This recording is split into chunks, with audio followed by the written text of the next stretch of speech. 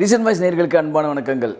இன்னைக்கு 12/12/2025 இதை சொன்னாலே ஞாபகம் வர்றது என்னென்னா, நம்ம சூப்பர் ஸ்டார் ரஜினிகாந்த் அவர்களுடைய பிறந்த நாள். முதல்ல நம்ம சூப்பர் ஸ்டார் ரஜினிகாந்த் அவர்களுக்கு மிகப்பெரிய வாழ்த்துக்களை தெரிவித்துக் கொள்கிறோம். அது மட்டும் இல்லைங்க, அவர் நீழூடி வாழணுன்ட்டு எல்லாம் வல்ல இறைவனை வேண்டி விரும்பி கேட்டுக்கொள்கிறோம். இன்றைக்கி என்னென்ன, சூப்பர் ஸ்டார் ரஜினிகாந்த் பிறந்தநாளை முன்னிட்டு படையப்பா திரைப்படம் உலகம் முழுவதும் வெளியாகிருக்கு. முதல்ல பார்த்திங்கன்னா, நான் ஒரு விஷயத்தை சொல்லிடுறேன். என்னென்னா, இதுவரை ரிலீஸ் ஹிஸ்ட்ரி வரலாற்றிலேயே அதிக ஸ்க்ரீனில் ரிலீஸ் ஆன முதல் திரைப்படம், ஒரே திரைப்படம் இந்த படையப்பா தான். கிட்டத்தட்ட தமிழகத்தில் மட்டுமே இந்த திரைப்படம் 450 ஸ்க்ரீன்ஸுக்கு மேலே இந்த திரைப்படம் வெளியிட்டிருக்காங்க. நான் ஆல்ரெடி போன பதிவில் கூட சொல்லியிருந்தேன், உலகம் முழுவதும் இந்த திரைப்படம் எப்படி பார்த்தாலும் ஒரு 800லேருந்து 1000 ஸ்க்ரீன்ஸ் கிட்ட இந்த திரைப்படம் வெளியாகும் அப்படின்ற மாதிரி நான் சொல்லியிருந்தேன். இப்போ பாருங்கள், தமிழகத்தில் மட்டுமே கிட்டத்தட்ட 450லேருந்து 500 ஸ்க்ரீன்ஸ் கிட்ட வெளியாகி இருக்குது. நாம் இருக்கிற ஃபேக்டை தான், உண்மையை தான் சொல்லுவோம். மற்றவங்கள மாதிரி நம்ம உருட்ட மாட்டோம். முதல்ல தெளிவாக புரிஞ்சுங்க. ஏன்னா எந்த அடிப்படையில் நம்ம இந்த விஷயத்தை சொல்கிறோம்னா, நம்ம ஒன்றுக்கு பல திரையரங்கு உரிமையாளர்கள், பல முன்னணி விநியோகஸ்தர்கள் இவங்களெல்லாம் கன்சல்ட் பண்ணிட்டு தான் நம்ம இந்த விஷயத்தையே நம்ம வெளிப்படையாக சொல்லுவோம். சும்மா எடுத்தோமா கவுத்தோமா, இல்லை இந்த நடிகரை புகழ் பாடுறதுக்காகவோ, இந்த நடிகரை தூக்கி பிடிக்கிறதுக்காக இவர் தான் நம்பர் 1, இவர் இல்லை அப்படின்ற மாதிரி சொல்கிறதுக்காகவோ, ஒரு நடிகருக்கு சாதகமாகவோ வீடியோ போடுற ஆள் நான் கிடையாது. முதல்ல தெளிவாக புரிஞ்சுங்க. நான் சொல்கிறது பொய்யாக தான். நீங்கள் தமிழ்நாட்டில் இருக்கிற எந்த டிஸ்ட்ரிபியூட்டரோட விசாரித்து பாருங்கள், அவங்களே சொல்லுவாங்க. சரி, இது படையப்பாவுடைய இன்றைக்கி ரிலீஸ். அது மட்டும் இல்லாமல் இன்று தமிழகத்தில் மட்டும் மிகப்பெரிய அளவில் ஓப்பனிங் இந்த படத்துக்காக கிடைச்சிருக்கு அப்படின்றத மட்டும் நீங்கள் ஆன்லைனில் பார்த்தாலே தெரிஞ்சிடலாம். நான் சொல்லி தான் உங்களுக்கு தெரிய வேண்டிய அவசியம் இல்லை. ஆன்லைனில் பார்த்தாலே தெரியும். ஒவ்வொரு தேட்டர்லேயும் புதுப்பட ரிலீஸ் மாதிரி அவ்வளோ ஷோஸ் போட்டிருக்காங்க. எல்லாமே மேக்ஸிமம் 90% மேலே ஃபுல்லாகிடுச்சு இன்றைக்கி தமிழகம் முழுவதுமே. அந்த அளவுக்கு மிகப்பெரிய அளவில் பிரம்மாண்ட ஓப்பனிங் இந்த படத்துக்கு கிடச்சிருக்கு. ஏன்னா படையப்பா செஞ்ச முரட்டு சம்பவம் அப்படி இப்போ இல்லை, 1999லேயே. ஒரே ஒரு விஷயம் உங்களுக்கு நினைவுபடுத்த கடமைப்பட்டிருக்கேன். நான் ஏற்கனவே படையப்பா படத்தை பற்றி ஒரு சம்பந்தமாக ஒரு வீடியோ பதிவு கூட நான் போட்டிருந்தேன். மீண்டும் ஒரு முறை உங்களுக்காக நான் சொல்கிறேன். அந்த படம் 1999ஆம் ஆண்டு ஏப்ரல் 10 அன்று வெளியாகியது. இந்த திரைப்படம் ஏப்ரல் 6 இன்று முதல் முன்பதிவு செய்யப்படுகிறது அப்படின்னு சொன்னபோது, நான் சென்னை உதயம் தேட்டரில் டிக்கெட் எடுக்கிறதுக்காக நின்னேன். சென்னை உதயம் தேட்டர்லேருந்து இன்றைக்கி கிண்டியில் ஒரு ஐடி பார்க் கட்டியிருக்காங்க, ஒலிம்பியா டெக். நிறைய பேருக்கு தெரியும்னு நினைக்கிறேன்.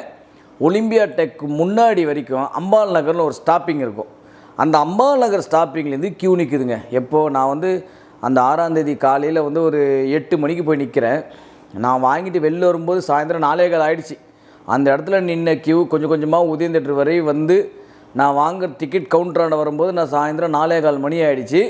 4:15 மணிக்கு நான் 11ஆவது நாள் மேட்னி ஷோ தான் வாங்க முடிஞ்சுது என்னால். அப்போ யோசித்து பாருங்கள், அவ்வளோ தூரம் நின்று கிட்டத்தட்ட படம் வெளியாகி 11ஆவது நாள் நான் மேட்னி ஷோ தான் நான் டிக்கெட்டே வாங்கினேன். அப்போ அந்த படத்துக்கு இது ஒரு பக்கம் இருக்கட்டும், டிக்கெட்டு வாங்கின்னு வந்துட்டேன்.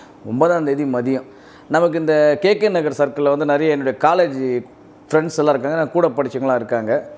சும்மா ஏதாச்சும் அந்த படம் ரிலீஸ் ஆகிறதுக்கு முன்னால் ஒரு 9ஆம் தேதி மதியம் நான் அந்த ஃப்ரெண்டை பார்க்கறதுக்காக போயிருந்தேன். அங்கே என்னன்னா, அங்கே நம்ம ஆட்டோ ஓட்டுநராக நிறைய நண்பர்கள் இருக்காங்க, அவருக்கு நண்பர்கள் இருக்காங்க. அவங்களும் எனக்கு பழக்கம். அவங்கக்கிட்ட நாளைக்கு படையப்பா ரிலீஸு எப்படி பார்க்குறதே தெரியல, தலைவர் படம் ஃபஸ்ட் டே அப்படியே பார்த்தே ஆகணும் அப்படின்ற மாதிரி நம்ம யோசி பண்ணணும். உனக்கு படையப்பா பார்க்கணும், அவ்வளோதானே, காசு வச்சுக்கிறியான்னாரு. எவ்வளோ வேணும்னாரு. 1000 ரூபா கிட்ட எடுத்துகிட்டு வா, நம்ம போகலாம், எல்லாருமே படத்துக்கு போகலாம் வா அப்படின்னாரு. சரி வாங்கடா, இருக்குண்ணா வாங்கண்ணா போகலாம் அப்படின்ட்டு மாதிரி ஆட்டோ எடுத்துட்டார். நேராக பாடியில் ஒரு தேட்டருக்குள்ளே போனார். உண்மையிலே ஒரு படையப்பா தான் கூப்பிட்டு போகிறாரா, இல்லை சரக்கு போகிறதுக்காக என்னை ஏமாத்துறாரா அப்படின்ற மாதிரி யோசனையே ஆகிடுச்சிங்க. நிஜமாக அந்த மாதிரி தான் யோசித்தேன். சரி, நேராக தேட்டருக்குள்ளே போயிட்டோம். காசை கொடு, 500 ரூபா கொடுன்னாரு. சரி போனேன், கொடுத்து ஒரு 5 டிக்கெட்டை வாங்கி வந்துட்டார். உண்மையிலேயே 5 டிக்கெட் படையப்பா டிக்கெட் வாங்கி வந்துட்டார். நிஜமாகவே நாளைக்கு ரிலீஸ் ஆகிற படத்துக்கு இன்றைக்கி ஈவினிங்கே ஷோ போடுறாங்களா, இல்லை சும்மா அங்காட்டி என்ன ஏமாத்தில வேறு படத்துக்கு டிக்கெட் எடுத்து படையப்பா டிக்கெட்டு சொல்கிறீங்களா, நீ வெயிட் பண்ணு அப்படின்னார். உள்ளவும் போயிட்டோம். தேட்டர் ஆக்சுவலாக ஹவுஸ்ஃபுல் ஆகிடுச்சு தேட்டர். அந்த ஷோ 6 மணி ஷோ ஹவுஸ்ஃபுல்லு போடுறாங்க. படையப்பா படம் தான் ஓடுது. என்னடா இது, நிஜமாலுமே இவர் நம்மளை ஏமாத்தல பொழுது உண்மையிலே படையப்பா படம் தான் கூப்பிட்டு வந்திருக்கார் பழகுது அப்படின்னு நினச்சிட்டேன். ஏன்னா அது வந்து எந்த தேட்டர்னா பாடி சிவசக்தி. இன்றைக்கி வந்து தெரியும் பாடி சிவசக்தி காம்ப்ளெக்ஸ்னு 2 தேட்டர் இருக்குது. அன்றைக்கி ஒரே தேட்டர் தான் அந்த பாடி சிவசக்தி. யோசிச்சு பார்த்தா உண்மையிலே படையப்பா படம் ஓடுது, ஒரே ஆர்ப்பாட்டம் ஆரவாரம். அப்போ அந்த முதல் ஷோ வந்து வெறும் அன்றைக்கி அந்த தேட்டர் கெப்பாசிட்டி ஒரு 450-500 பேர் இருப்பாங்க. அந்த ஹவுஸ்ஃபுல்லு எல்லாம். நாங்கள் என்ன பண்ணுறோம், பார்த்துட்டு வந்து ரம்யா கிருஷ்ணன் கடைசி காட்சி அமைப்பு வந்து அந்த மாடு துரத்திட்டு வரும்போது வந்து இவங்க மலை மேலே வந்து கன் எடுத்து நடந்து வருவாங்க பார்த்தீங்களா, அந்த சீன் வரும்போது தபதபதம் சவுண்டு, ஏதோ பூகம்பம் வந்த மாதிரி சவுண்டு, துமுதுமுன்னு ஓடுது. இந்த பாகுபலி படத்தில் அந்த வந்து மாடுகளை வந்து ஓட விடுவார் தெரியுமா, அது ஒரு போர் நடக்கும். குந்தலா தேசம் அனுஷ்காவுடைய தேசத்தின் போது வந்து போர் தொடுக்கும்போது ஒரு மாடுகளை வச்சு ஓடும்போது சவுண்டு கொடுப்பாங்க தெரியுமா, அந்த மாதிரி ஒரு சவுண்டு. என்னடான்னு பார்த்தா அடுத்த ஷோ வந்து நைட்டு 10 மணி ஷோவை வந்து படையப்பாவை திரும்பவும் போட்டிருக்காங்க. அது எங்கேருந்து தெரிஞ்சதுன்னு தெரியல. அந்த ரசிகர்களுக்கும் பொதுமக்களுக்கும் எல்லாம் டிக்கெட் வாங்கின்னு வந்துட்டாங்க. கிட்டத்தட்ட பார்த்தீங்கன்னா ஒரு 2000-3000 பேர் இருக்கானுங்க அடுத்த ஷோவுக்கு டிக்கெட் வாங்கிட்டு ரெடியாக இருக்கவனுங்க. நாங்கள் உள்ளே ஒரு 500 பேர் இருக்கோம், படம் பார்த்துட்ருக்கோம். முதல் ஷோ எப்படிங்க வெளில வருவான்? 2000 பேர் உள்ளே பூந்துடுறானுங்க படத்தை பார்க்கணும் அப்படின்ட்டு. உள்ளே இருக்கிற ஒரு 450 பேர் எப்படி வெளில வருவான்? அது யோசிச்சு பார்த்தீங்களா? ஒரு கிட்டத்தட்ட ஒரு ஸ்டாம்பேட் மாதிரி தான் இருந்தது அது. அந்த டைமில் ஒருத்தன் தலை மேலே காலை வச்சு ஏரியெல்லாம் வெளியில் உயிர் போனால் சொல்லுவாங்கள்ல, தப்பிச்சா போதுண்டா சாமி அப்படின்ற மாதிரி நாங்கள் வெளியில் ஓடியாந்தோம் அந்த படத்தை பார்த்துட்டு. கடைசியில் வந்து கிளைமேக்ஸ் என்ன ஆச்சு, ரஜினிகாந்த் என்ன சொன்னார் ஒன்றுமே நாங்கள் கேட்கவும் முடியல. உயிரை தப்பிச்சா போதுன்றா சாமின்ற மாதிரி ஓடி வந்துட்டோம். அப்புறம் அந்த உதயம் தேட்டர் எடுத்தோம் பார்த்தீங்களா 11ஆவது நாள். அப்போ தான் ஃபுல்லாக பார்த்தேன், ஓ கடைசியில் வந்து இந்த மாதிரி விஷயம் நடந்திருக்கோ அப்படின்ற மாதிரியே தெரிஞ்சுது நமக்கு. ஸோ அந்த அளவுக்கு வந்து ஒரு ஈர்ப்பு, அந்தளவுக்கு ஒரு வெறி, அந்தளவுக்கு ஒரு ஆர்வம் ரஜினி படங்களுக்கு. இதெல்லாம் வந்து உண்மையிலே வந்து நடக்கக்கூடிய ஒரு நிகழ்வு தான். சரி, நாங்கள் வெளியே வந்துட்டோம் அப்படி இப்படின்னு எப்படியோ பொழைச்சி வெளியில் வந்துட்டோம்ப்பா. வந்ததுக்கப்புறம் என்ன நடந்தது பார்த்தா, நாங்கள் உள்ளே வரும்போது ஒரு காம்பவுண்டு செவரு இருந்துச்சுங்க. தேட்டரோட என்ட்ரன்ஸுக்கு முன்னாடி ஒரு காம்பவுண்டு செவரு இருந்து, அந்த காம்பவுண்ட் முன்னாடி 2 கிரில் கேட் இருக்கும். அந்த கிரில் கேட்டு தந்தால் நாங்கள் தேட்டருக்குள்ளேயே போக முடியும். வெளியில் வரும்போது பார்த்தா தரமட்டமாக இருந்தது. அந்த காம்பவுண்டே பார்த்தா தரமட்டமாகிட்டானுங்க. நான் வெளில வந்து பாருங்க, எங்கே என்ட்ரன்ஸை கண்டு எதிர்க்கு அப்படியே ரோடே தெரியுது அப்படின்னு நான் கேட்குறேன். இங்கே பாரு உடச்சி போட்ட காம்பவுண்டே காலி பாருங்கள், காம்பவுண்டே தரமட்டமாகிட்டானுங்க ரசிகர்கள். அந்த அளவுக்கு வெறியில் இந்த RRR படத்தில் வந்து இப்படி தள்ளுவாங்க தெரியுமா, அந்த ராம் சரண் வந்து போலீஸ்காரன் நிற்கும்போது அந்த எல்லா மக்களும் அந்த வேலியை பிடிச்சி இப்படி ஆட்டுவாங்க பாருங்களா, அந்த மாதிரி தள்ளி உடச்சிட்டாங்க போல. காம்பவுண்டே வெளியில் இருந்த காம்பவுண்டே உடச்சிட்டாங்க, ஃபுல்லாக தரமட்டமாகிட்டாங்க. அவ்வளோ செப்பல், ஏன் செப்பல் போட்டு ஓடினா ஃபாஸ்ட்டாக ஓட முடியாதுன்றதுக்காக செப்பலை கழட்டி போட்டு ஓடிருக்காங்க தேட்டருக்குள்ளே. ஸோ அந்த அளவுக்கு வெறி கொண்டு தேட்டரையே தரமட்டம் ஆகிட்டு அந்த படத்துக்காக ஓடியாந்து பார்த்தாங்க. நிஜமாக சொல்ல போனால் அதுதான். இந்த படத்தை மட்டும் கிட்டத்தட்ட நீங்கள் யாரை வேணாலும் வந்து கண்ணை மூடிட்டு கேட்டு பாருங்களேன், எல்லாருமே வந்து படம் எப்படி இருக்குன்னு தான் நீங்கள் நம்ம கேட்குறோம்.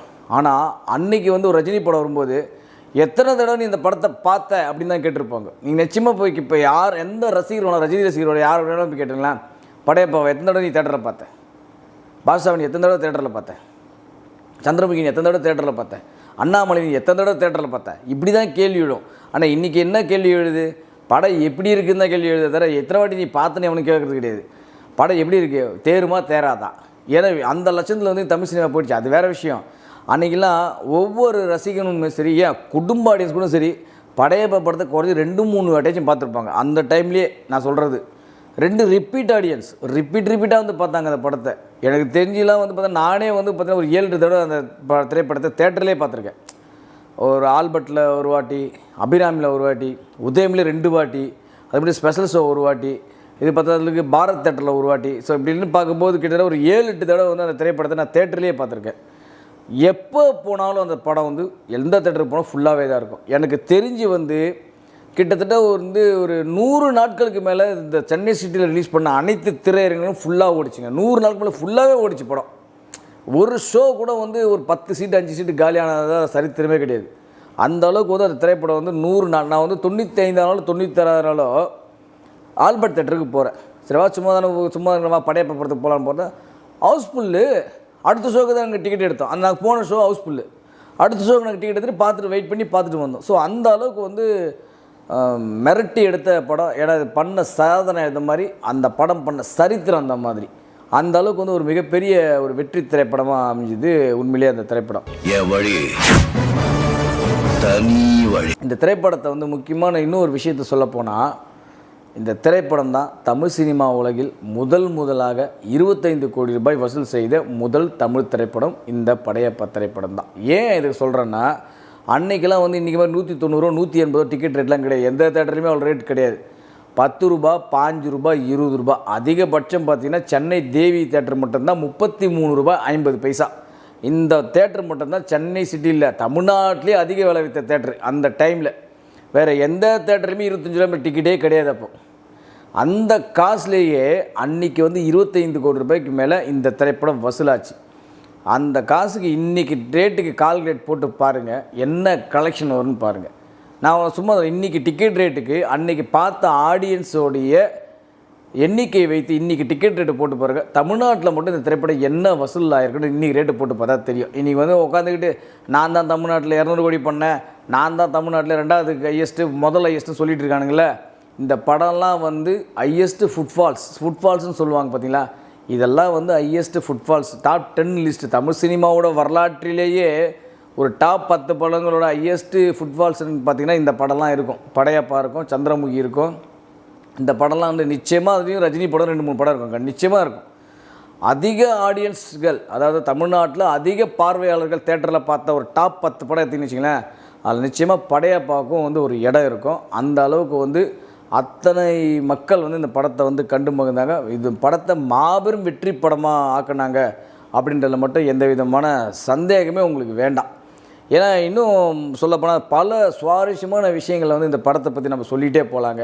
ஏன்னா இந்த படத்தில் பற்றிலாம் பேசுறதுன்னா 1 மணி நேரம் இல்லை, ஒரு நாளே பத்தாது. அந்த அளவுக்கு வந்து படத்தோட விஷயங்களும் சரி, நாம் வந்து படத்துக்குள்ளே இருக்கிற விஷயத்தை நம்ம சொல்லலை. படம் ரிலீஸ் ஆன டைமில் என்னென்ன நிகழ்வுகள் நடந்தது அப்படின்ற மட்டும் தான் நம்ம வந்து வெளிப்படையாகவே சொல்கிறோம். ஏன்னா பொதுவாக வந்து இன்றைக்கி இருக்கிற நடிகர்கள், இன்றைக்கி எந்த நடிகர் வேணாலும் எடுத்துங்க, ஒரு விஜயா இருக்கட்டும், ஒரு அஜித்தாக இருக்கட்டும், சூர்யா, விக்ரம், தனுஷ், சிம்பு, யாரை வேணாலும் நீங்கள் எடுத்துங்களேன், எல்லாருக்குமே வந்து இந்த முன்னோடி யாருன்னு பார்த்தீங்கன்னா சூப்பர் ஸ்டார் ரஜினிகாந்த் அவர்கள் தான். ஏன்னா அவருடைய ஸ்டைலோ இல்லை அவருடைய விஷயத்தை ஏதாச்சும் ஒரு விஷயத்தை கூட இவங்க ஃபாலோ பண்ணாமல் சினிமா இண்டஸ்ட்ரியில் இவங்க நிச்சயமாக வளர்ந்து இருக்க மாட்டாங்க, வாழ்ந்து இருக்க முடியாது. அந்த அளவுக்கு வந்து அவங்களுக்கு எல்லாம் காட்ஃபாதர் அப்படின்னு கூட சொல்லலாம்.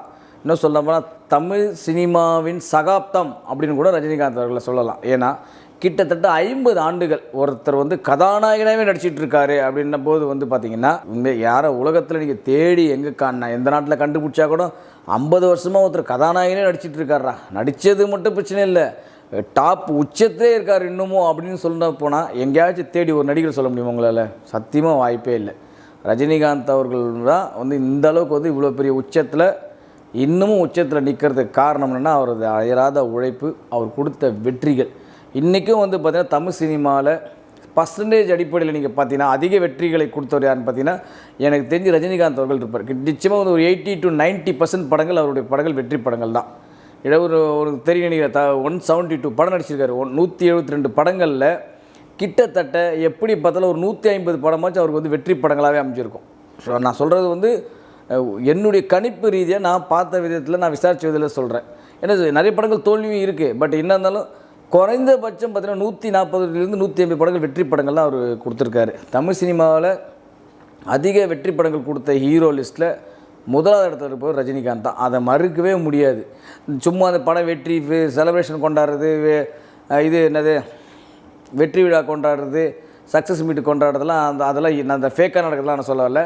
நியாயமாக உண்மையாக வந்து வெற்றி பெற்ற நடிகர்களில் முதல் இடத்துல இருப்பவர் பார்த்திங்கன்னா ரஜினிகாந்த் அவர்கள் தான். ஏன்னா அதனால தான் நம்ம அந்த ஆர்கானிக் அப்படின்ற ஒரு வார்த்தையை பெரும்பாலும் வந்து எல்லோரும் யூஸ் பண்ணுற வேர்டே யாருன்னா ரஜினிகாந்தை வச்சு தான் யூஸ் பண்ணுவாங்க.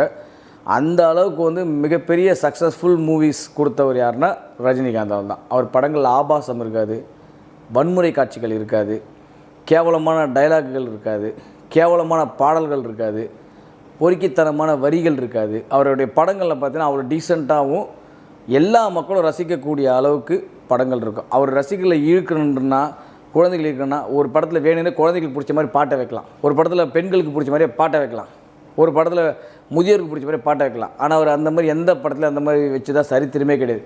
கதைக்கு என்ன பாட்டு தேவையோ அதை மட்டும்தான் போவார். அதான் சந்திரமுகியில் ஒரு பாட்டே பாடியிருப்பார். ஏன் பாட்டு வந்தாலே ஆடிடும் பொம்மி அப்படின்ற மாதிரி பாட்டே பாடியிருப்பார். உங்களுக்கு தெரியும் நினைக்கிறேன். ஸோ அந்த அளவுக்கு ஒருத்தவங்களை கவர் பண்ணுறதுக்காக பாட்டை வச்சவர் இல்லை, அவர் பண்ண விஷயத்தை வச்சு கவர்ந்தவங்க தாங்க அதிகம். உண்மையாக சொல்கிறேன்.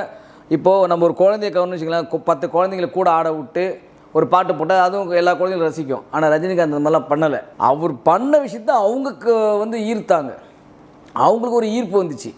இதுதான் வந்து ரியலான ஒரு விஷயம். அதை விட்டுட்டு நம்ம வந்து குழந்தைங்களுக்காக பாட்டு போட்டால் நம்ம குழந்தைங்க எல்லாம் பார்க்கும், குழந்தைங்களுக்காக படம் எடுத்தால் குழந்தைங்க எல்லாம் வந்துடும் அப்படின்ற மாதிரிலாம் அவர் எந்த கணக்குலையும் எந்த ஒரு காலகட்டத்தில் அந்த மாதிரி ஒரு படங்கள் பண்ணதா சரித்திரமே இல்லை.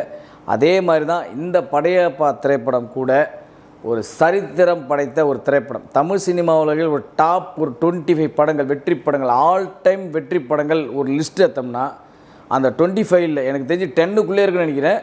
அந்த 25 படம் லிஸ்ட்டில் கண்டிப்பாக படையப்பா படத்துக்கும் தமிழ் சினிமா தொன்று தொற்ற காலத்துலேருந்து ஒரு இடம் இருக்குன்னா நிச்சயமாக படையப்பா படத்துக்கும் ஒரு இடம் உண்டு. அதுதான் சொல்லுவேன்.